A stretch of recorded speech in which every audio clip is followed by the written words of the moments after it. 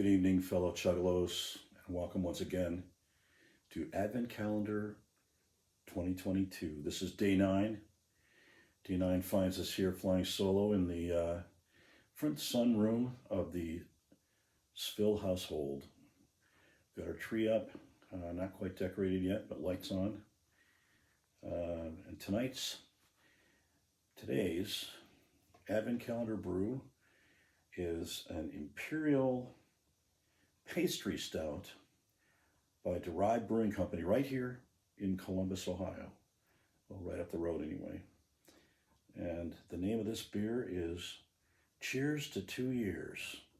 It's an Imperial Pastry Stout, and we'll get into it right now. So, 3, a 2, a 1, and a bye-bye.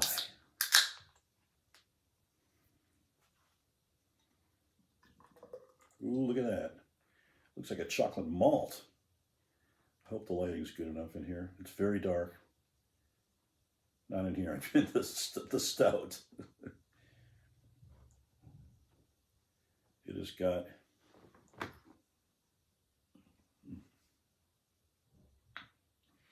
very typical stout quality to it. Very, very thick, rich, tight foam head that just is, I can already tell it's not going down at all. It's going to stay and stay and stay and stay. And that's how it is with stout. But let's just talk about for a second what an Imperial Pastry Stout means, or what I think it means. So we all know what a stout is. An Imperial Stout is meant to for a category of stouts that's just really meant to be kind of a broad-ended term for bigger, fuller-bodied, richer in flavor all the way around. So it goes to, higher alcohol content. It goes to more chocolate, more roast, more malt, more caramel flavors, and more smokiness of that, sort of roasted malt that you get in there. Higher in everything, basically. So just big, bold, fuller-bodied flavor than a typical stout. Now, the pastry stout comes about from the modern era of craft beer making, where I think pastry stout actually originally got its name from purists who used the term pastry stout as a pejorative for sickly sweet. Actually, I think that's a true statement. But of course, as we now know, the pastry stout, it doesn't have its own classification yet, like New England IPA, for example. But essentially, it's recognized far and wide, and it's very, very popular. It is meant to be, the term pastry connotes, of course, sugary, sweet, rich dessert flavors in any pastry that you have, like at Christmas time, for example. So, it's really kind of over the top with sugars. It's meant to be that way. It's meant to impart lots of different sugary flavors, and often described as everything in the kitchen sink thrown in there to get all sorts of different effects. But to be sure, lots of extra sugar, a lot of residual sugar, so it's going to be very, very sweet. Much like a dessert wine. That's just how a dessert wine is too. Sometimes even fortified with extra sugar that won't ferment, and maybe even added after fermentation, just to give it that extra kick in the pants and give it a little more sweetness. So Imperial, bigger, richer, fuller bodied, and pastry, super high sugar content with lots of goodies thrown in it. That's what this beer is supposed to be all about. And says right on here,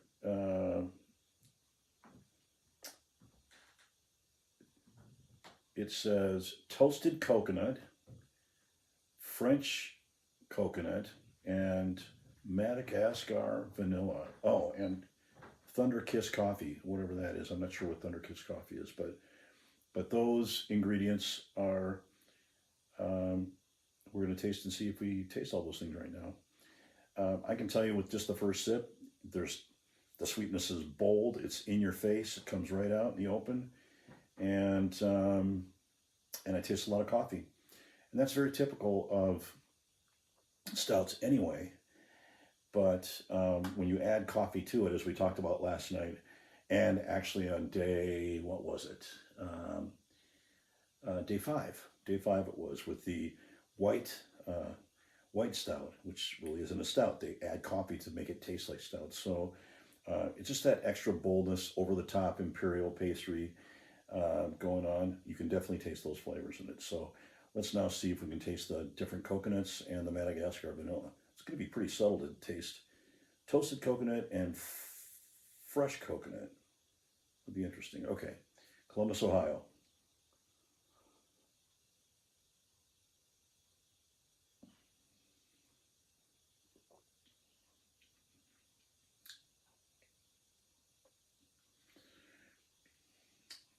Yes, definitely coconut.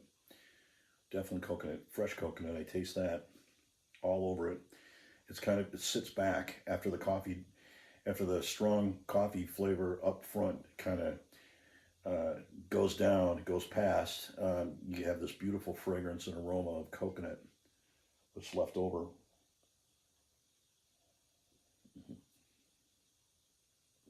It's very interesting. It's very sweet. It's very good, actually. I was really prepared not to like it. I don't know why. I generally have an open mind about these things, and I love stouts, but I thought it was going to be really over the top, too sweet.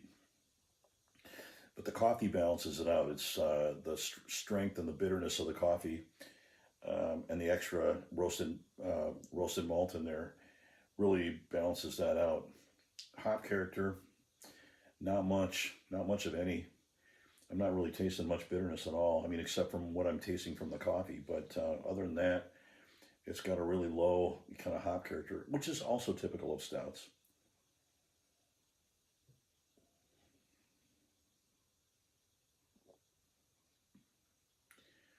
That's good.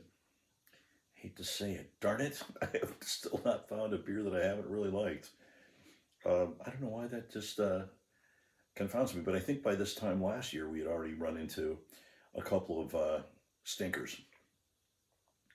And I think maybe some of you fellow Chuggalos have probably ranked some of these previous beers, like last night. My friend John, as not so great. But this beer is good. This is a really strong, solid beer. It's really distinctive, and it's not overpowering in any way, I don't think. I mean, it's, you got to really like a big, strong flavor, because that's what this is all about. This is not a stout for the meek. It's big, it's bold, it's in your face. It's got, really upfront coffee and chocolate flavors, and you can taste burnt roast all day long in it. You also taste the sugar and the coconuts. So all those combined, got a, as you would expect, you've got a real long finish. It stays with you a long time, and you have a lot of different flavors going on there. Coffee, chocolate. I do taste the vanilla, and a hint of coconut, kind of up top, and lots of sugar. So it's, for my taste, it's probably a little on the sweet side. I'm not generally high on sweet beers, but and because of that, again, I know I've said this before in past reviews, because of the sweetness, it's hard to imagine being able to drink much of this, or drink this very often. Kind of a special event, kind of a thing, definitely for dessert. I think that's what pastry stouts are kind of targeted for. So so it's nice, it's good, it's solid. I would drink it again. Probably not my favorite stout of all time, but definitely interesting and definitely tasty. So it's well above average.